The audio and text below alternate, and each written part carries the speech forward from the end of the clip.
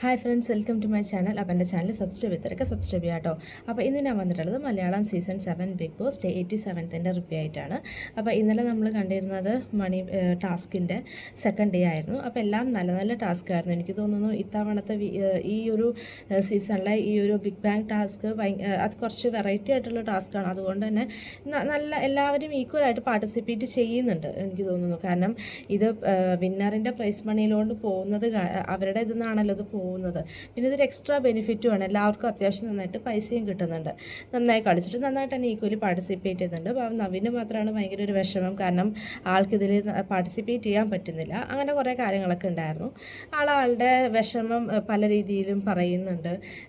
അപ്പോൾ അങ്ങനെയൊക്കെ ആയിട്ടാണ് നമ്മൾ കണ്ടത്. പിന്നെ ഇന്നലത്തെ ടാസ്കിനകത്ത് എനിക്ക് തോന്നുന്നു നൂറയ്ക്ക് 3,50,000 റുപ്പീസ് കിട്ടിയിരുന്നു. എല്ലാവരും വോട്ട് ചെയ്തിട്ട് എന്താ പറയുക, നൂറയ്ക്ക് അക്ബറും ആയിരുന്നു ലാസ്റ്റ് റൗണ്ടിൽ ഉണ്ടായിരുന്നത്. അപ്പോൾ നൂറയ്ക്കാണ് ഏറ്റവും കൂടുതലും ആൾക്കാർ വോട്ട് ചെയ്തിരുന്നത് നമ്മൾ കണ്ടു. കാരണം ഫെയർ ഗെയിമാണ് നൂറ കളിച്ചതെന്നൊക്കെ പറഞ്ഞിട്ട്. അപ്പോൾ എന്താണെങ്കിലും മൊത്തത്തിൽ നന്നായിരുന്നു ഗെയിം. പിന്നെ നമ്മൾ കഴിഞ്ഞ 2 എപ്പിസോഡായിട്ട് കാണുന്നത് ഈ ആതിര, നൂറ, അനുമോൾ ഇവരൊരു പട്ടായ ഗേൾസിൻ്റെ ഒരു ഗ്രൂപ്പ് എന്താ പറയുക മൊത്തത്തിൽ ഭിന്നിച്ച് പോകുന്ന ഒരു ഇതാണ് നമ്മൾ ലാസ്റ്റ് 2-3 ദിവസമായിട്ട് കാണുന്നത്. കാരണം ആദിൽ, നൂറിയും ഷാനവാസ് ഇവരെല്ലാവരും പറയുന്നുണ്ട് എന്താ പറയുക, അനുമോളുടെ ഒരു തെറ്റെന്തെങ്കിലും വേറൊരാൾ പറഞ്ഞു കൊടുത്തു കഴിഞ്ഞാൽ ആളത് എന്താ പറയുക മനസ്സിലാക്കില്ല. ആളുടെ രീതിയിലാണ് ശൈത്യം ഇതുകൊണ്ടാണ് അനുമോളെ വിട്ടുപോയത്, ഇപ്പോഴാണിത് മനസ്സിലാക്കിയത് എന്നൊക്കെ ഇവർ അത്യാവശ്യം പറയുന്നുണ്ട് എന്നൊക്കെ അവർ പറയുന്നുണ്ട്.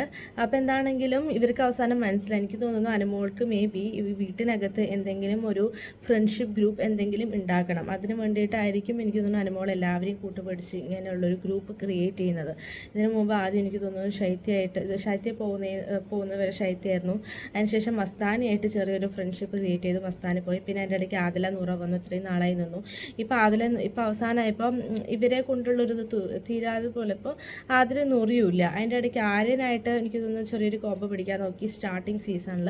പിന്നെ എനിക്ക് തോന്നുന്നു ഇപ്പോൾ അനീഷായിട്ടാണ് കോമ്പോ പിടിക്കാൻ നോക്കുന്നത്. അനീഷ് ചിലപ്പോൾ മേ ബി അനീഷ് ഈ പറഞ്ഞ പോലെ എന്താ പറയുക ജെന്യൂൻ ആയിട്ടായിരിക്കാം അനീഷ്. കാരണം അനീഷ് ഒരിക്കലും ഇങ്ങനെ ഒരു കോമ്പോ പിടിച്ച് നടക്കില്ല എന്ന് എനിക്ക് തോന്നുന്നു. കാരണം പുള്ളിയുടെ ആദ്യത്തെ ഡേ മുതൽ നമ്മൾ നോക്കുന്നതാണ് എല്ലാവരും വേറിട്ട് തന്നെ നിൽക്കുന്നത്. പക്ഷെ ഇപ്പോൾ കുറച്ചായിട്ട് എനിക്ക് തോന്നുന്നു 2-3 എപ്പിസോഡായിട്ട് അനീഷിന് ഭയങ്കര സോഫ്റ്റ് കോർണറാണ് അനുമോളോടെന്ന് എനിക്ക് തോന്നി. കാരണം അനുമോൾ ചെയ്ത തെറ്റ് അനീഷ് പറഞ്ഞ് തിരുത്തുന്നില്ല. അതിന് അനീഷ് നല്ലൊരു രീതിയിലാണ് അതിൽ നൂറേനെയും വിളിച്ച് വരുത്തിയിട്ട് ഈ ഒരു ഇഷ്യൂ സോൾവ് ചെയ്തിട്ട് നിങ്ങൾ പണ്ടത്തെ പോലെ ഫ്രണ്ട്സ് ആവുമെന്ന് പറഞ്ഞിട്ട് ഇവരെ വിളിച്ച് വരുത്തുന്നത്. പക്ഷേ അവർ ചർച്ച ചെയ്യാൻ തയ്യാറാണെങ്കിൽ അനുമോൾ അതിൻ്റെ ഇടയ്ക്ക് എണീറ്റ് പോയി.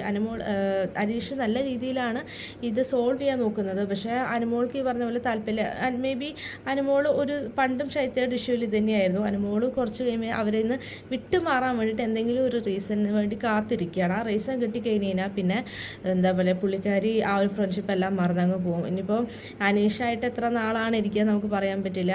എപ്പിസോഡ് ഇനി അനീഷിന് പുറത്ത് നല്ല സപ്പോർട്ട് ഉണ്ടെന്നുള്ള രീതിയിലായിരിക്കാം പുള്ളിക്കാരി ഇങ്ങനെ ചെയ്യുന്നത്. ഇനിയിപ്പോൾ ഗ്രാൻഡ് ഫിനാലെ വീക്കൊക്കെ ആകുമ്പോഴേക്കും മേ ബി അനീഷിനെയും തള്ളി പറയുമോ അല്ലെങ്കിൽ എന്തെങ്കിലുമൊക്കെ ചെയ്യാം, നമുക്കറിയില്ല. ഇനിയിപ്പോൾ അനീഷിൻ്റെ ഫാൻസിൻ്റെ വോട്ടും കൂടെ ആൾക്ക് കിട്ടാനാണോ എന്താണെന്ന് അറിയില്ല. ആളുടെ സ്ട്രാറ്റജി ആവാം മേ ബി. എന്താണെങ്കിലും മൊത്തത്തിൽ പട്ടായ ഗേൾസ് എന്താ പറയുക 3 പേരും 3 വഴിക്കായി എന്ന് തന്നെ പറയാം. 3 പേര് പറയുമ്പോൾ അതിലെ നൂറിയും ഒരുമിച്ചാണ്. അനുമോളുടെ വഴിക്കായി, അവർ 2 പേരും അവരുടെ വഴിക്കായി. അപ്പോൾ ഇതൊക്കെയാണ് ഇന്നലത്തെ എപ്പിസോഡിൽ നമ്മൾ മെയിനായിട്ട് കണ്ടിരുന്നത്. പിന്നെ ഇതൊക്കെയാണ് ഇന്നലത്തെ എൻ്റെ എപ്പിസോഡിൻ്റെ റിവ്യൂ. അപ്പോൾ നമ്മുടെ ചാനൽ സബ്സ്ക്രൈബ് ചെയ്തവരൊക്കെ സബ്സ്ക്രൈബ് ചെയ്യാം കേട്ടോ.